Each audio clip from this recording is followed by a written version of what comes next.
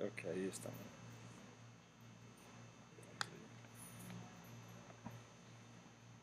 Ahí se ve bien. Creo que ahí estamos bastante bien. Um, uy, ¿cómo hago?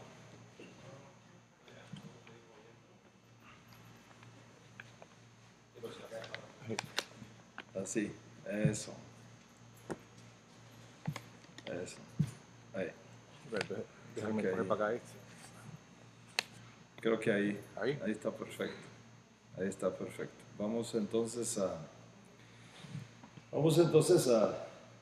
prepararnos un poquito para la actividad de esta noche. Como les decía, gracias a cada uno de ustedes por sus oraciones. El respaldo que el Eterno nos dio fue espectacular.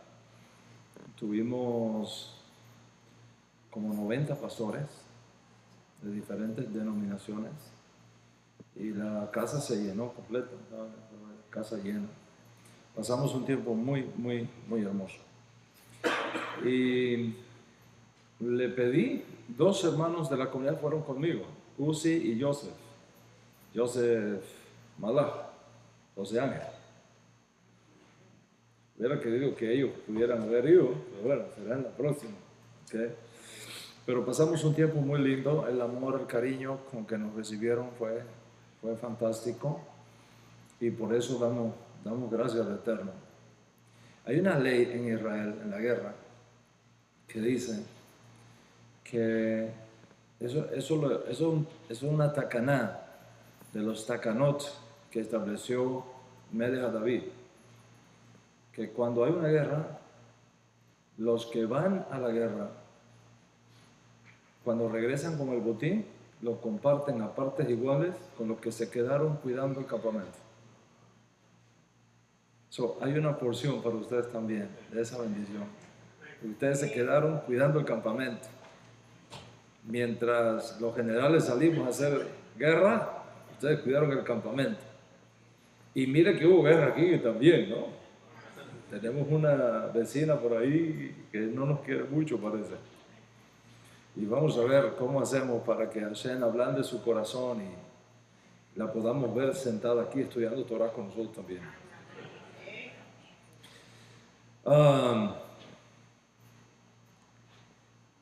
Esta clase de hoy se da en el contexto del inicio de las famosas 3 semanas de duelo, donde siempre cosas terribles suceden en la vida de nuestro pueblo. Está marcado.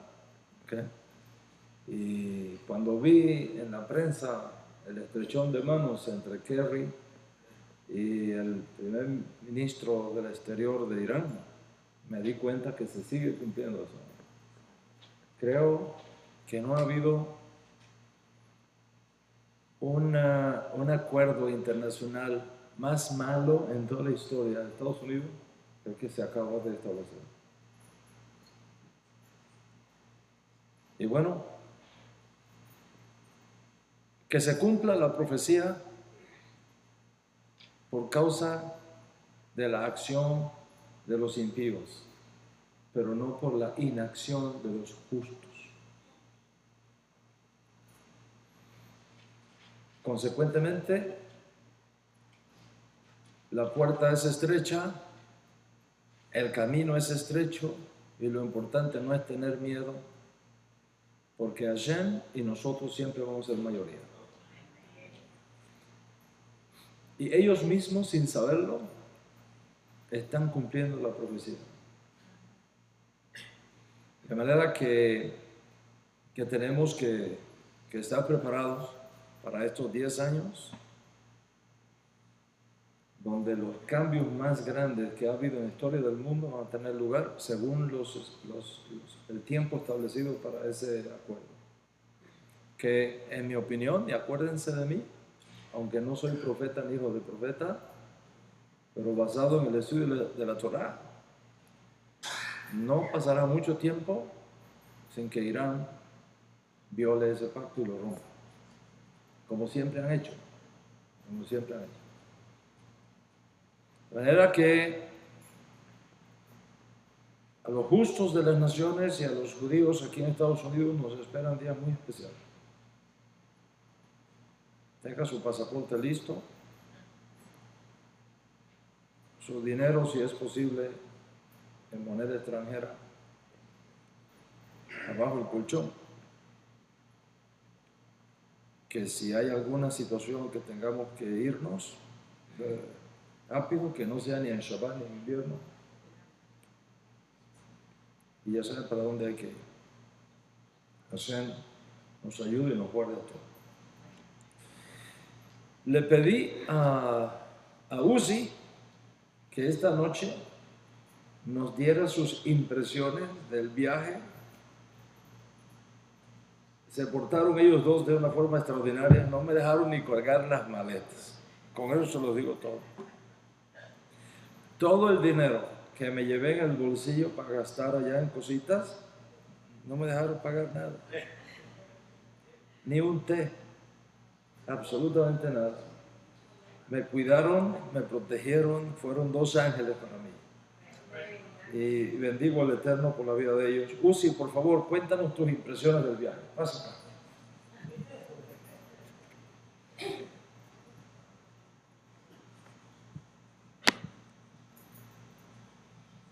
Buenas noches.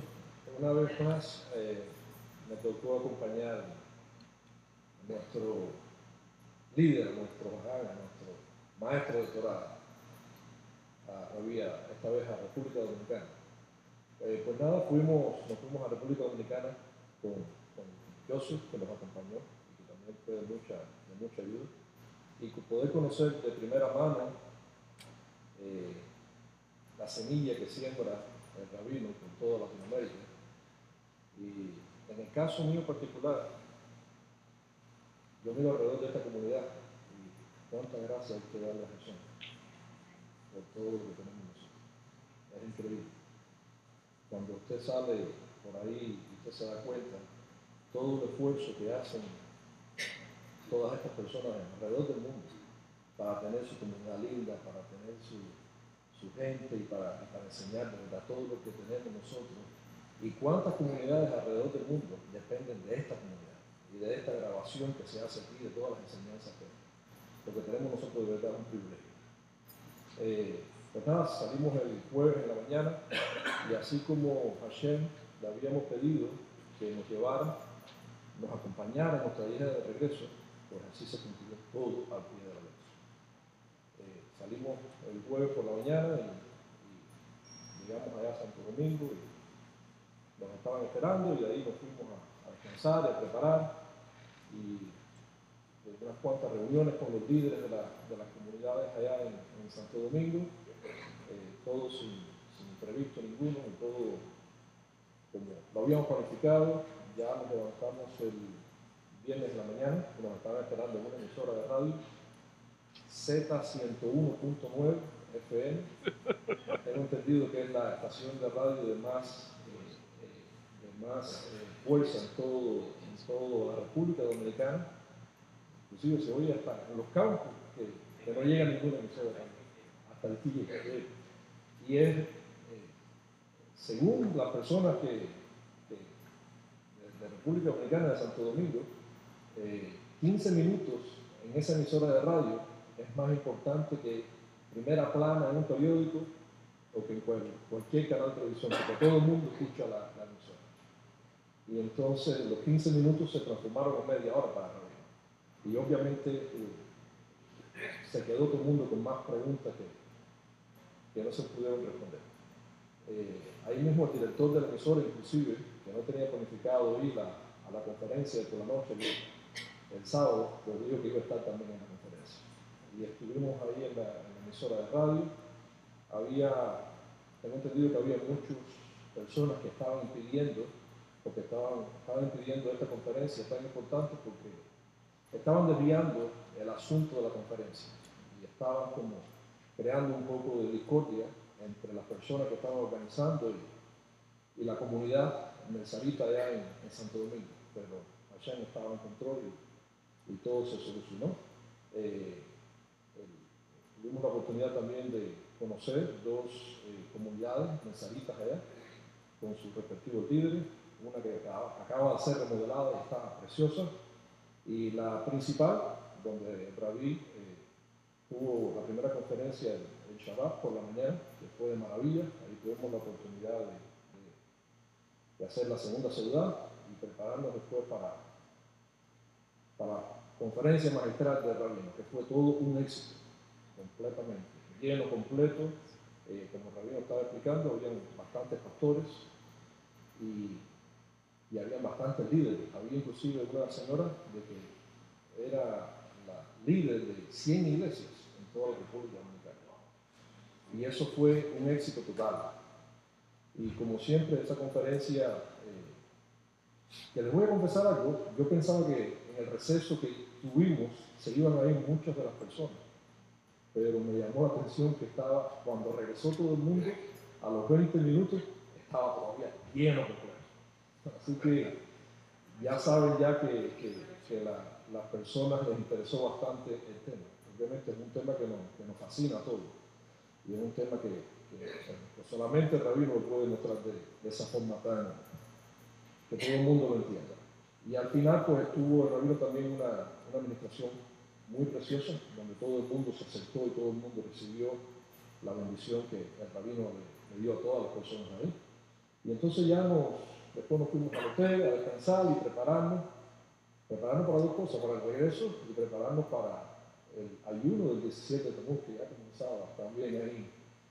Y entonces, pues, así mismo ya estamos de regreso, llegamos ayer, y la cosa graciosa que pasó es que después que aterrizamos estuvimos nada más y nada menos que 50 minutos sentados en el avión, porque no había dónde meter el avión en Miami. 50 minutos sentados en esa pista. Sí, no. Nosotros aterrizamos cerca de las 6 menos 10, algo así. Y yo le decía a Rabino, no puedo entender que yo a las 7:30 de la noche todavía estoy viendo el puesto y no puedo entender. Y después una cola que fue increíble. Pero bueno, todo bien, todo pasó. Así que una vez más, gracias Rabino. Gracias porque lejos de acompañarlo y de poderlo servir, es uno que se nutre y es uno que recibe la bendición. Gracias. Aquí me tiene, es un privilegio. Gracias.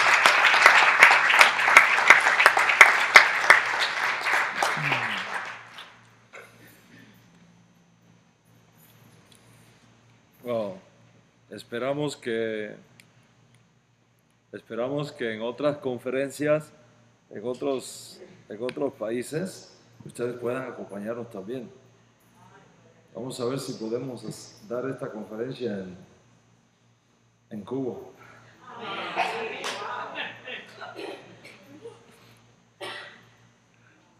Si podemos salir después de la conferencia. No le digan a Vivi, porque lo voy a reír. Fue realmente un regalo del cielo. Un regalo del cielo. Bueno, vamos a lo que vinimos, a estudiar Torah, siguiendo esta serie de conociendo nuestra historia. No la historia detrás de la historia, ese es otro tema que tratamos. ¿Okay? Este es conociendo nuestra historia. Hoy, día 18, ya para el 19 del cuarto mes, que se corresponde con julio 6 del año 2015 de la era secular. El tema que estamos desarrollando esta noche es continuación del tema que iniciamos la semana pasada. Y el objetivo de esta clase, como fue el objetivo de la clase pasada, es puntualizar nuestra identidad. Eso es muy, muy importante que uno conozca quién es, de dónde uno viene ¿A quién uno sirve?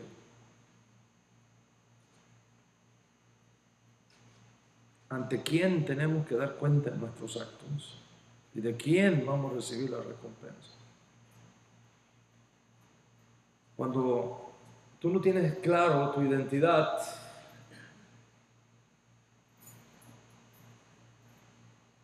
con mucha facilidad te puedes desviar del camino y dedicarte a hacer cosas buenas,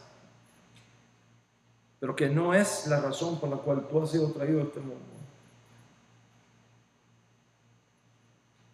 O sea, cuando hablamos en términos de persona jurídica, no de persona natural, como es el caso de cada uno de nosotros, sino de una persona jurídica, como es el movimiento judío que se formó alrededor de la vida y de las enseñanzas de nuestro santo maestro, el judío más popular del mundo, el judío que Dios ha dado a conocer al Dios altísimo de Israel entre las naciones como ningún otro judío en la historia. Conocer eso, la identidad de ese movimiento, la identidad de ese hecho histórico que no tiene lugar fuera de Israel, sino dentro de Israel, que no tiene la intención de crear una nueva religión, sino de encapsular toda la riqueza del judaísmo que hubo hasta sus días en una misma ala y bajo una misma sombra, de tal manera que la esperanza del establecimiento de la edad mesiánica pudiera ser cumplida en sus días para bien de Israel y del mundo, es parte de los pilares de nuestra fe y es parte de los principios que nosotros tenemos que conocer para que seamos fieles a la raíz espiritual de esa persona jurídica que se llama el judaísmo nazarí. Cuando hablamos de raíz espiritual, se define mucho lo que es la identidad. Todos nosotros estamos acostumbrados cuando hacemos el rezo público a decir, por ejemplo, en aras de la unificación del santo, bendito es, nos disponemos ahora a confesar el rezo de Shacharit o de Mijá o de Arbit que instituyó nuestro padre Abraham o Isaac o Jacob, con la mira de rectificar su raíz espiritual en los lugares celestiales y complacer así a nuestro Creador, que la dulzura del Eterno esté sobre nosotros, etc. Esa raíz espiritual, esa frase tiene una fuerza de identidad importantísima en la vida de todos nosotros, como personas naturales y como personas jurídicas. En este caso, podemos nazarí. ¿Por qué? Porque cuando se habla de la raíz espiritual de algo, preste mucha atención a este concepto. Cuando se habla de la raíz espiritual de algo, se está hablando de la tremenda conexión que hay entre el mundo superior y nuestro mundo. Entre los cielos arriba y nosotros la tierra aquí abajo, usando una figura cósmica que no tiene sentido sino solo para nosotros, pero que la entendemos. Siempre imaginamos que Dios está arriba y nosotros abajo. Mis caminos no son vuestros caminos, como los cielos son más altos que la tierra. Es una metáfora del pensamiento, dadas las condiciones actuales que nosotros vivimos, teniendo la tierra como punto de referencia, como punto de observación. En el universo no hay este, no hay oeste, no hay arriba, no hay abajo. En el espacio usted está con la cabeza para abajo y usted no sabe que está con la cabeza para abajo. Usted siempre está derecho. Pero bueno, todo el mundo entiende lo que estamos hablando. Entonces, ¿qué pasa? Que figurativamente hablando y espiritualmente hablando, así como hay un mundo aquí abajo, hay un mundo ahí arriba. Y las cosas que suceden aquí abajo están conectadas con las cosas que suceden arriba. Y las cosas que suceden arriba están conectadas con las cosas que suceden abajo. Y como es abajo, es arriba. Por ejemplo, usted tiene un cuerpo físico, ¿verdad? Físico, tú lo puedes tocar, ese es tu cuerpo, ¿verdad? Pero allá arriba hay otro cuerpo que te pertenece a ti, que Hashem diseñó para cada uno de nosotros, está allá arriba, reservado para nosotros. Dice Rabino Shaul, si este cuerpo terrenal se deshace, tenemos una morada no hecha de manos para nosotros. Y esperamos ser revestidos, no desnudados, sino revestidos. ¿Con qué vamos a ser revestidos? Con el cuerpo de la resurrección que Dios tiene reservado por usted en los lugares celestiales. Allá arriba hay un cuerpo que está perfectamente unido a ti. Es el cuerpo que tú vas a tener en la resurrección. Ya se está hecho, ya está ready to go. Es cuestión de tiempo cuando tú vas a aparecer con ese cuerpo aquí. Imagínate, seres inmortales con cuerpos glorificados. Algo extraordinario, maravilloso. Entonces, cuando se habla de raíz espiritual, se está hablando de identidad, se está hablando de misión, se está hablando de poder cumplir aquello para lo cual fuimos desarrollados, para lo que fuimos diseñados. Y eso tiene que ver con el nombre. Por eso es que conocer nuestra historia desde el punto de vista de la persona jurídica tiene un impacto en nuestra historia como personas naturales. ¿Estás conmigo hasta aquí? Ejemplo, en el nombre está escondida la misión. En el nombre está escondida la misión que cada uno de nosotros tiene que traer a este mundo. Y en ese nombre está la raíz espiritual, lo que conecta el decreto celestial con lo que debe suceder en la historia humana aquí abajo.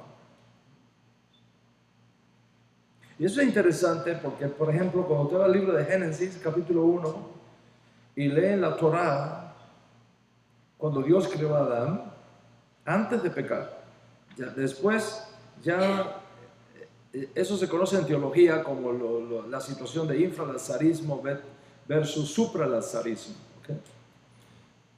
Antes de pecar, infralazarismo, antes de pecar, Adán tenía perfecta conexión espiritual con su misión. Perfecta. No tenía que hacer ninguna rectificación de su raíz espiritual, porque esa raíz espiritual estaba perfecta. Y como estaba perfecta, él tenía un conocimiento extraordinariamente incomparable a todos nosotros.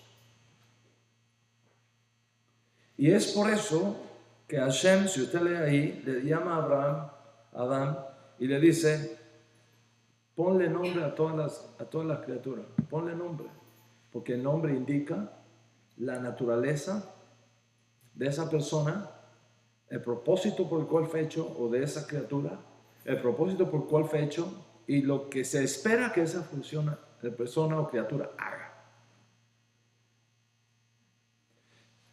Entonces, cuando Adán le da nombre a todas esas criaturas, se lo dio exactamente en línea con la raíz espiritual que colgaba, según los diseños de la sabiduría divina para esa criatura en particular. Y es interesante que si tú miras el texto hebreo, claro, eso en las traducciones no existe, ¿ok? No se ve, se pierde. Pero en el texto hebreo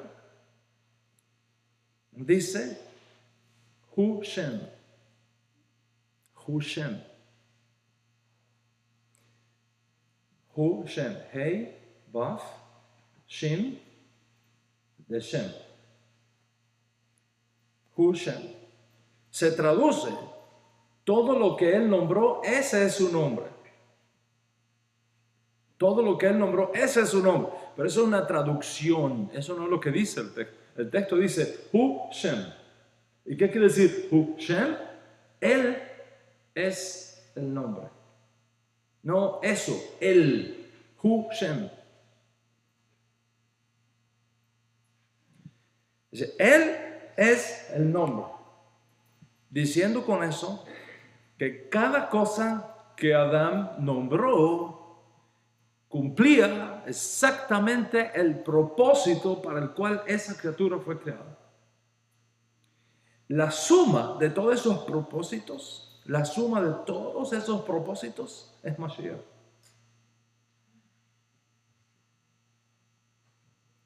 Por eso es que, como dice el santo maestro Arizal de Sofet, Adam quiere decir Aleph, Dalet, Mem, para indicar que la razón por la cual Dios creó a Adán fue para que viniera Abraham, que comienza con Aleph, y que de Abraham viniera David, que comienza con Dalet, y que de David viene Mashiach, que comienza con Mem.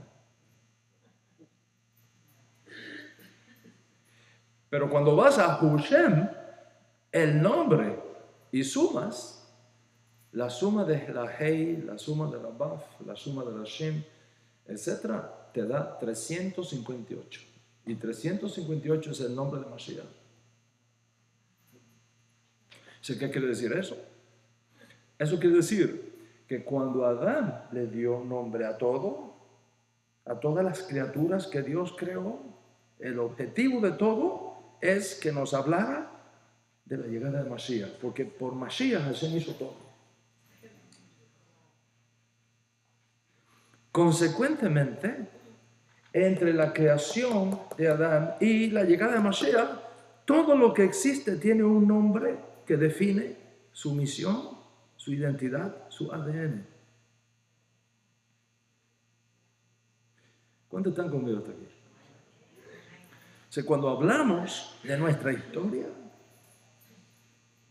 y cuando hablamos de lo que sucedió en la vida de Mashiach y alrededor de Mashiach, no estamos hablando de un invento sociológico, no estamos hablando de una casualidad histórica, no estamos hablando de hechos fortuitos que no tuvieron otra forma de hacerse que tirando a los dados de la historia. Como dijo Albert Einstein, Dios no juega los dados.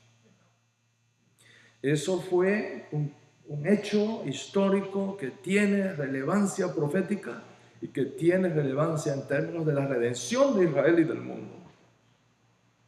Por lo tanto, conocer esa historia no solamente es importante para nuestro pueblo Israel desde el punto de vista académico. No podemos negar que el judaísmo de Yeshua se dio en tierra judía, en medio de judíos y para judíos. No podemos negar eso. Es parte de nuestra historia. Y consecuentemente toda persona académica debería conocer eso, solo por razones académicas. Mas para nosotros que creemos en los reclamos mesiánicos de Yeshua, conocer esa historia no es simplemente un valor académico, es un valor de identidad. Es un valor de definición de misiones. Y esa es la única manera como nosotros podemos tener la fuerza en el alma para hacer lo que hacemos y llevar el dinamismo de nuestra conciencia de Dios en una expresión de palabra de redención que hay que llevar al mundo entero.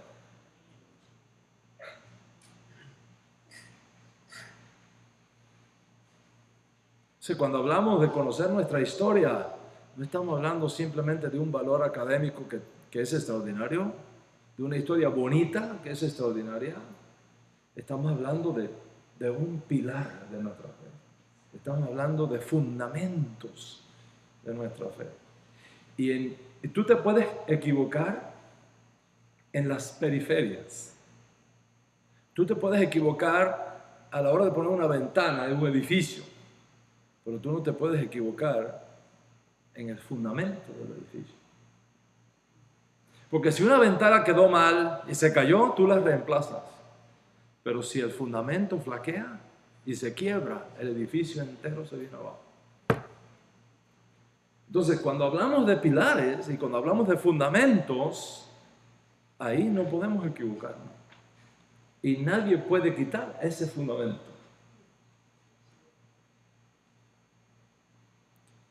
Entonces, en la clase pasada, estuvimos hablando en la primera parte de lo que hoy vamos a continuar, acerca de las cosas que sucedieron en Israel, a veces en paralelo, a veces fusionadas, a veces separadas, a veces en tremendas discusiones halágicas por el honor del cielo.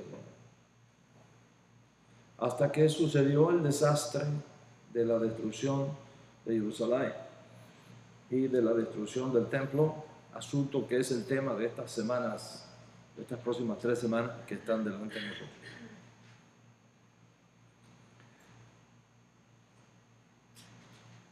Esta clase tiene también la intención de responder a un grave error de interpretación de las palabras de Yeshua que están corriendo por las redes de comunicación del mundo, en el sentido de que luego de la destrucción de Jerusalén y del templo, el único judaísmo que sobrevivió fue el judaísmo que conocemos hoy día como judaísmo talmúdico. Y que ese judaísmo talmúdico que sobrevivió a la destrucción de Jerusalén en el año 70, no solamente es el único que sobrevivió, sino el único que preservó la enseñanza correcta del judaísmo, según pasó de Moshe a Yahshua, a los ancianos, a los profetas, a los hombres de la gran asamblea, y que se estableció en una de las sectas fariseas del primer siglo, cuyos líderes y maestros autorizados estaban sentados en la silla de Moisés.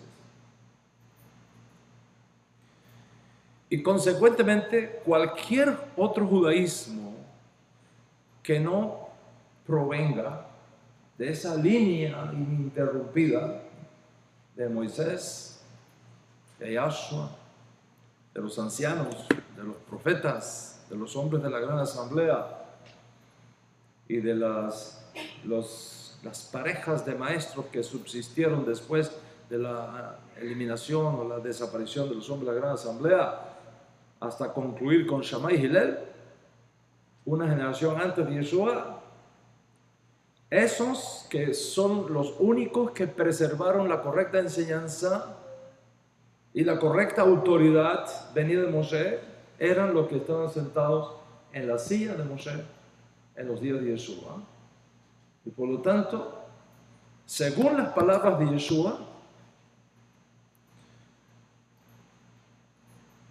aunque en ocasiones la conducta de ellos no es imitable, porque dicen y no hacen,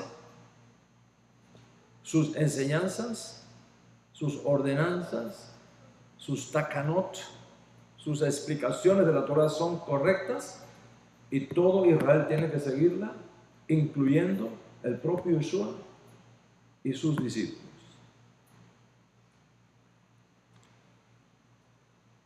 Entonces, representantes de esta escuela de pensamiento están usando la versión muy conocida del Nuevo Testamento en América Latina, posiblemente, doctor, usted me corrige si estoy mal, en mi opinión, es la versión más conocida en el mundo evangélico,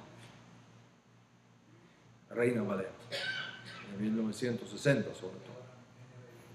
Ese, no sé si ya la NBA está ahí llegándole a los talones, ¿no? Pero Reina Valera es un punto de referencia. Entonces, para probar su caso, algunos representantes de esta escuela usan, yo diría, la trinitaria Reina Valera, especialmente la versión de 1960, que se mantiene esas mismas versiones en las correcciones que las asociaciones bíblicas han hecho después de Reina Valera. Sobre Mateo 23, afirmando que Yeshua dijo, y cito esa fuente tomada de Reina Valera 1960, lo siguiente: en la cátedra de Moisés se sientan los escribas y los fariseos.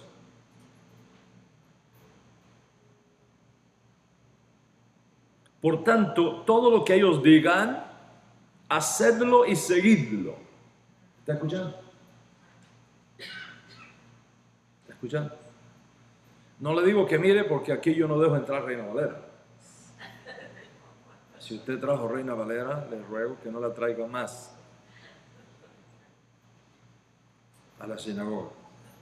Para material de estudio en la casa, en un lugar separadito, está bien, porque es muy buena versión en el sentido de la riqueza de la lengua española. Reina Valera fue traducida en la época de la literatura de oro, de la época de la literatura de oro española, y las expresiones que usa son extraordinariamente bellas. No es lo mismo decir, las mujeres fueron a buscar agua, como dicen todas las versiones por ahí, que las doncellas salieron por agua. Mira qué lindo. ¿Lo ves? Eso es fantástico, extraordinario. El que conoce la lengua española dice, esto es una delicia. Pero una cosa es el estilo y otra cosa es la doctrina. Y ahí es donde está el problema. Entonces vamos a escuchar lo que dice de nuevo Reina Valera 1960. En la cátedra de Moisés se sientan los escribas y los fariseos. Por tanto, todo lo que ellos digan, observa, todo lo que ellos digan, todo lo que ellos enseñen, todo lo que ellos expliquen, todo lo que ellos digan, hacedlo y seguidlo. Pero no sus obras, porque ellos dicen y no hacen. Y según el pensamiento de los ideólogos de esta escuela, como Yeshua, según esta traducción de Reina Valera 1960, respalda la autoridad y enseñanza de los fariseos, aunque no su conducta, por aquello de haz lo que te digo pero no lo que hago. Y como el judaísmo talmúdico es la enseñanza de los fariseos que vienen de la silla de Moisés, y el único que sobrevivió a la destrucción del segundo templo y el único que conservó la recta enseñanza que viene de Moisés, de Yahshua, de los ancianos, de los profetas, de los hombres de la gran asamblea, de los según y de la silla de Moisés en aquellos días. De esto sigue, lógicamente, que los discípulos de Yeshua tienen que aceptar esa fuente de autoridad farisea, hoy día llamada judaísmo talmúdico, como final y como normativa. El error de esta forma circular de pensamiento es evidente por dos grandes razones que tú tienes que conocer como discípulo de Yeshua. Por dos grandes razones. En primer lugar, y lo decimos con todo el respeto del mundo y sin la más mínima intención de herir sensibilidades culturales ni halajicas, porque ese no es el objetivo, sino de analizar la verdad, no importa dónde nos lleve y no importa el costo del camino. Primero, porque el judaísmo talmúdico que nosotros conocemos hoy no representa el judaísmo de los días de Yeshua, asunto que explicamos en la clase pasada. De manera que si usted no escuchó la clase pasada, es muy importante que escuche la clase pasada. Tuvimos 1 hora y tanto aquí hablando de esos aspectos históricos, ¿Okay? El judaísmo talmúdico no representa el judaísmo de los días de Yeshua. El judaísmo de los días de Yeshua era un judaísmo multifacético, era un judaísmo propio de aquella época, nada que ver con el judaísmo que surge luego,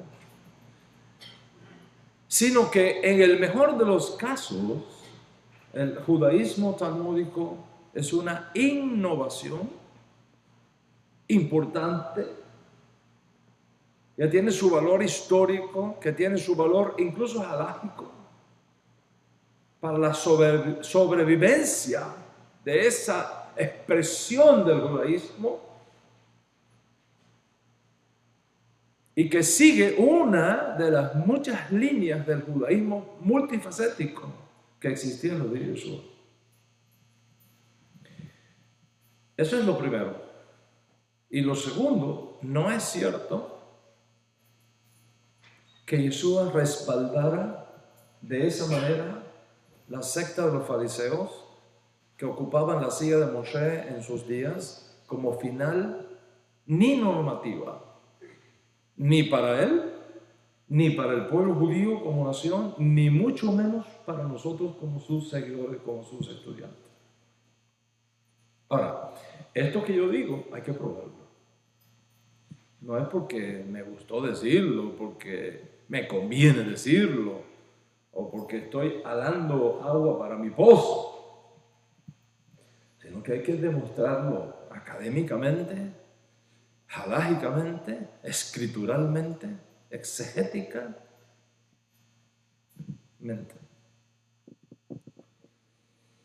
Las razones por las cuales estas dos ideas están equivocadas son las siguientes. Primero, los que están tomando nota pueden tomar. O como hoy no es Shabbat, puedes escribir. Hay que darte gusto. Primero, el contexto mismo de ese capítulo 23 de Mateo, donde aparece esa versión, el contexto mismo revela cómo Yeshua condena y rechaza precisamente no solo la conducta errada, sino también la enseñanza equivocada de los fariseos y escribas que estaban sentados en la silla de Moshe de sus días. No solamente Yeshua objeta la conducta equivocada, sino las explicaciones equivocadas de aquellos que estaban sentados en la silla de Moshe, en la cátedra de Moshe en aquellos días. Así que vamos a demostrar eso por el propio contexto. Mire en su tablet, como ha cambiado el mundo, en su tablet. Mire en su tablet Mateo 23, 16 y 17. Mateo 23, 16 y 17. Por supuesto, no voy a usar el código real, para que no digan, no, porque esa es su versión privada. No voy a usar el código real. Versiones tradicionales. Dice el texto. A ver, ¿quién me lo lee de ustedes? ¿Cómo dice el texto? Mateo 23, 16 y 17. Dice, hay de ustedes, guías ciegos, que dicen, si alguien jura por el templo no significa nada, pero si jura por el oro del templo, queda obligado por su juramento. Ciegos insensatos, ¿qué es más importante, el oro o el templo que hace sagrado el oro? Ok, ¿está bien? Aquí Jesús está cuestionando una interpretación halágica de los fariseos sentados en la silla de Moshe de sus días. ¿Dónde está sonando eso? Es el mío, que es bueno. Mi esposa que me está llamando. ¿Me la quieres responder, por favor? Para que ella sepa en lo que anda.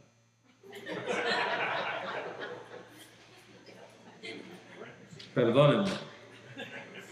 Yo lo tenía en vibración y dije, déjame ponerlo en vibración y lo puse en Qué pena. Perdón, discúlpeme, hermano. ¿Qué es lo que estaba diciendo? Mi mujer me sacó de... Dicen, pero no lo hacen. Ok. Yeshua está cuestionando una interpretación, una tacaná, un takanot.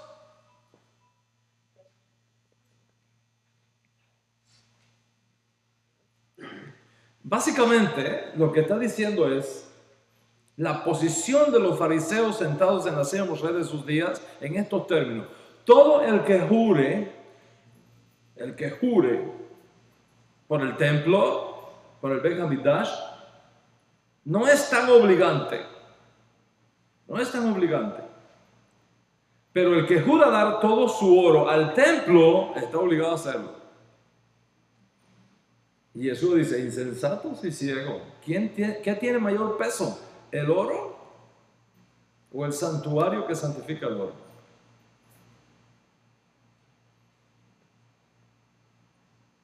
Por ejemplo, si alguien decía, te juro por el templo que voy a regalar 50 shekels para tal cosa. Pues después me retracto. Dice, no hay problema porque juraste por el templo. Pero si tú dices, juro por 10 monedas de oro que lo voy a dar, dice, no, si juraste por el oro, ahí sí tienes que darlo. No te puedes echar para atrás ahora, porque juraste por el oro. Dice Jesús, espérate un momento, ¿qué es más grande? ¿El templo que santifica la ofrenda? ¿O la ofrenda que es santificada por el templo? ¿Qué es más grande? El templo es más grande. O sea, Yeshua no está hablando aquí de conductas erradas. Está hablando de interpretaciones erradas de los fariseos que estaban sentados haciendo en sus días. O sea, ellos enseñaban que si alguno juraba por el templo, podía retractarse luego, pero si alguno juraba dar una donación al templo, era obligante.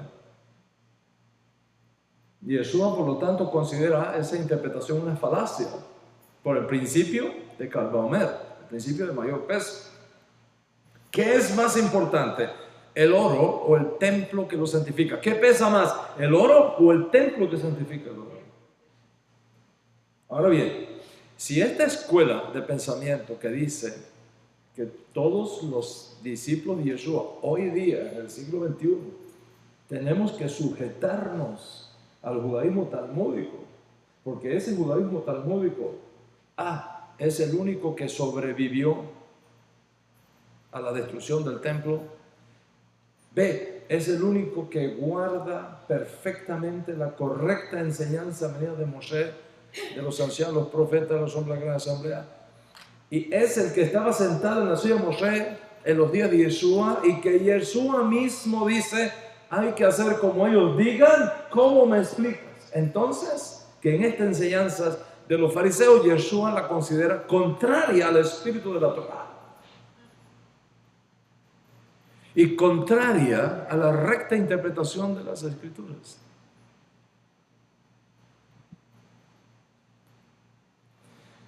Vamos a Mateo 23, 18 al 22. A ver si alguien me ayuda con ese texto. Mateo 23, 18 al 22. También decís, si alguno jura por el altar, no es nada, pero si alguno jura por la ofrenda que está sobre él, es deudor. Necios y ciegos. ¿Por qué? ¿Cuál es mayor, la ofrenda o el altar que santifica la ofrenda? Pues, Ok, hasta ahí. Gracias. Ahí tenemos otra interpretación equivocada de los fariseos de los días de Yeshua que están sentados en la silla de Moshe. Por el mismo principio de mayor peso, los fariseos sentados en la silla de Moshe en los días de Yeshua enseñaban que si alguien juraba por el altar del templo, luego podía retractarse.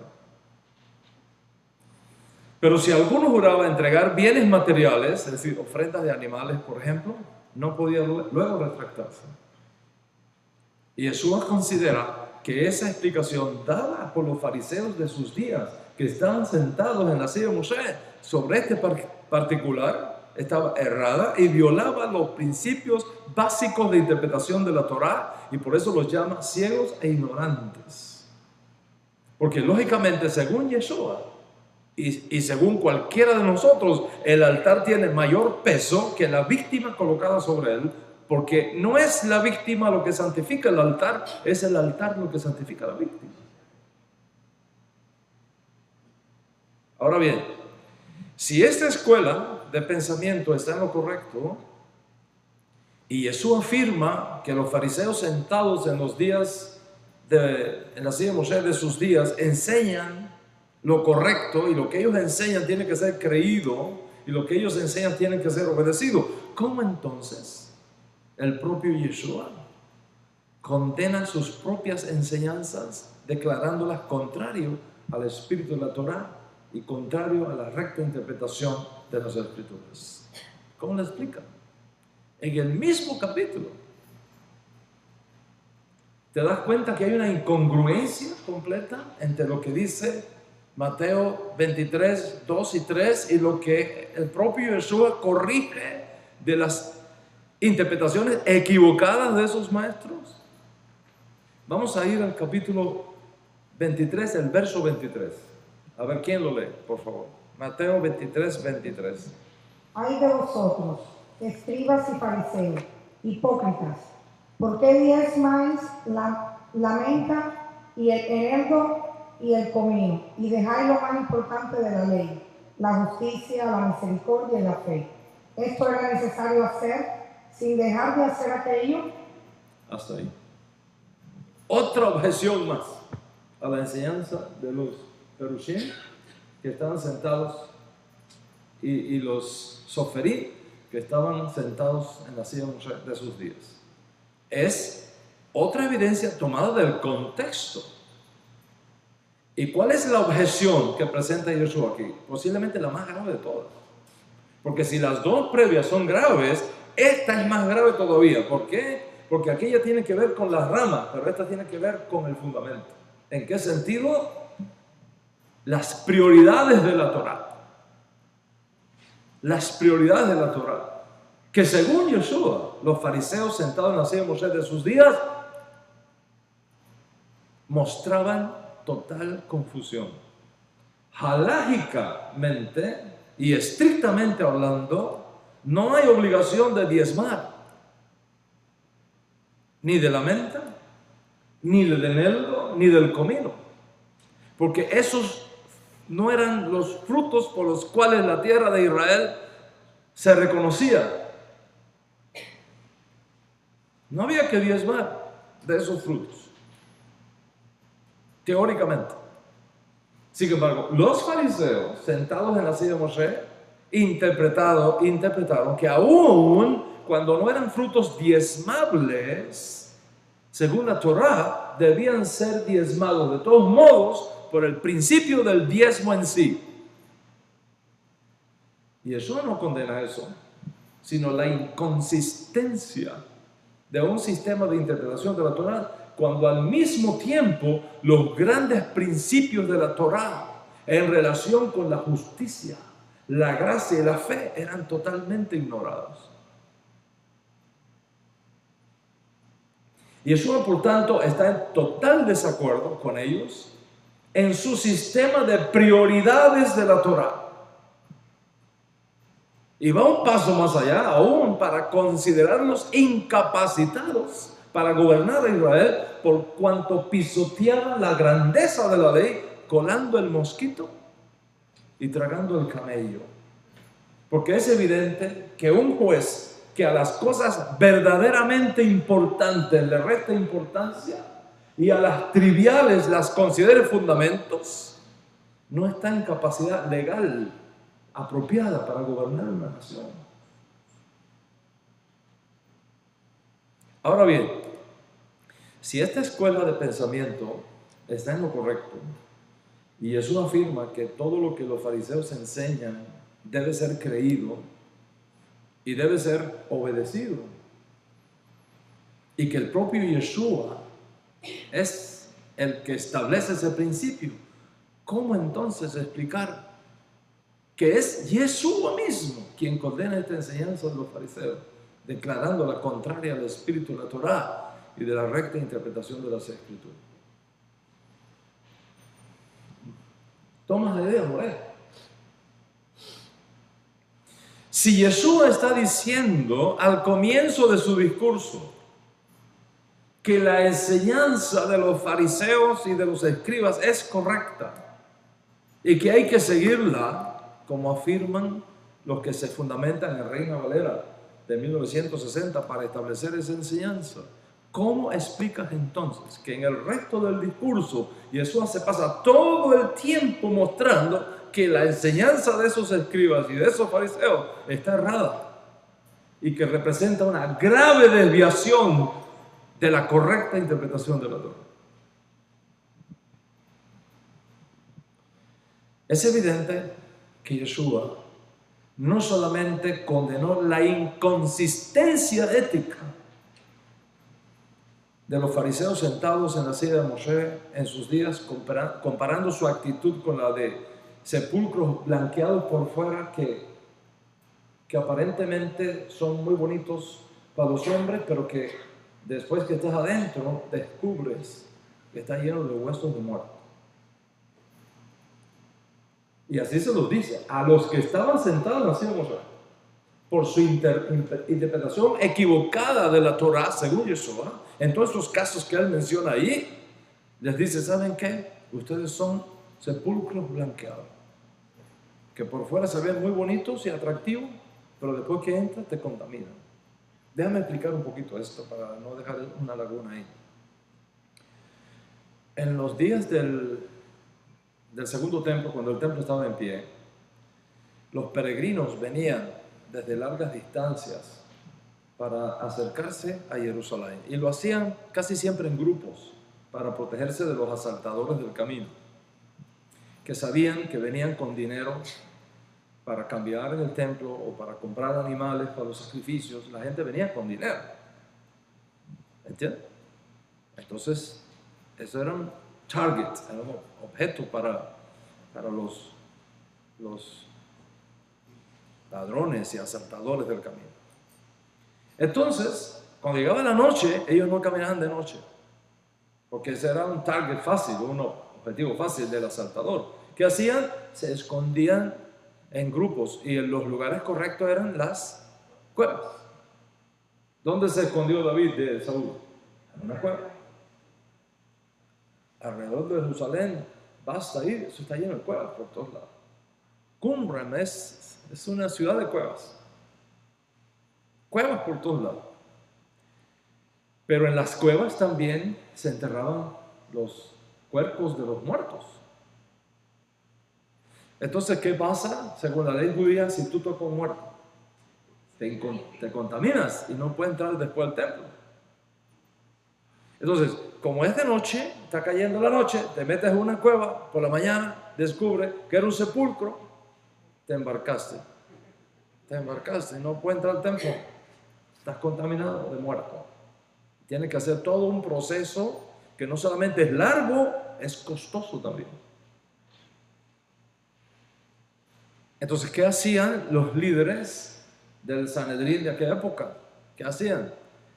Mandaban a los levitas con pintura blanca de aquella época y a las cuevas que no se usaban para sepultar personas, las pintaban de blanco. Entonces, cuando tú ibas de camino y veías una cueva con pintura blanca, tú sabías que ahí podías entrar y que no te ibas a contaminar. ¿Me vas entendiendo ahora el contexto? Entonces, cuando Yeshua dice, ustedes son sepulcros blanqueados, no dice cuevas, es sepulcro blanqueado. Imagínate un lugar que está lleno de huesos de muertos que son contaminantes y que alguien venga y lo pinte de blanco por fuera. Y tú entras confiado, porque se ve muy por fuera se ve súper extraordinario y maravilloso. Y te metes allá adentro. Y pasas la noche y estás feliz ahí adentro. Pero al otro día, cuando entra el sol, empiezas a descubrir que hay huesos de muertos por todos lados. Y te contamina.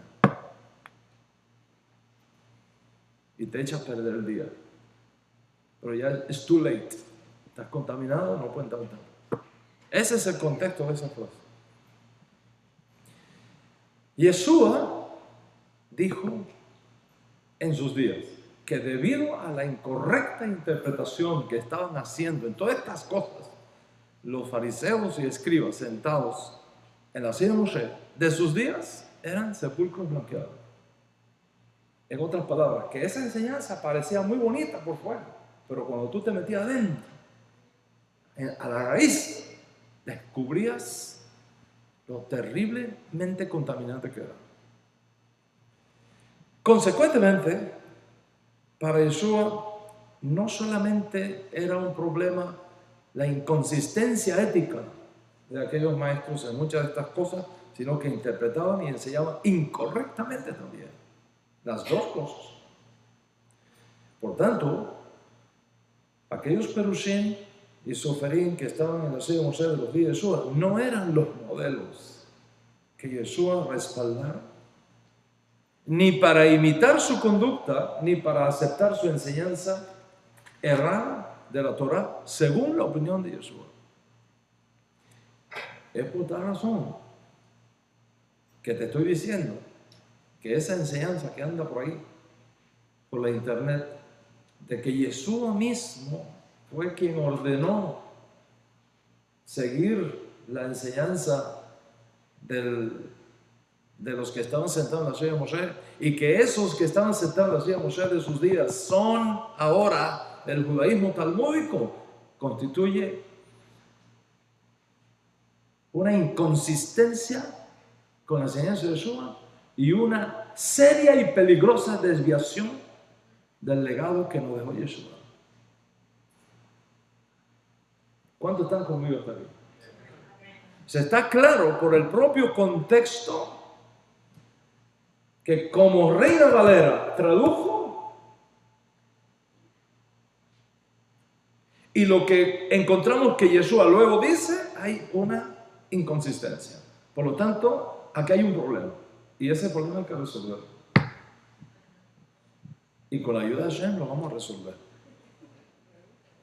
Porque es resolvible. No sé si esa palabra existe, pero me viene como anillo al dedo. Esa es la primera evidencia. De manera que no les estoy enseñando que a mí me parece, o no les estoy enseñando de que según mi opinión. No, tú mismo puedes mirar el contexto, tú mismo puedes analizarlo y tú mismo puedes llegar a la misma conclusión. No hay consistencia entre lo que aparece en Mateo 23, versos 2 y 3 y las objeciones que encontramos de nuestro Santo Maestro acerca de esos fariseos que se sentaban en la silla de Moshe en aquellos días. Esa es la primera evidencia. ¿Ok?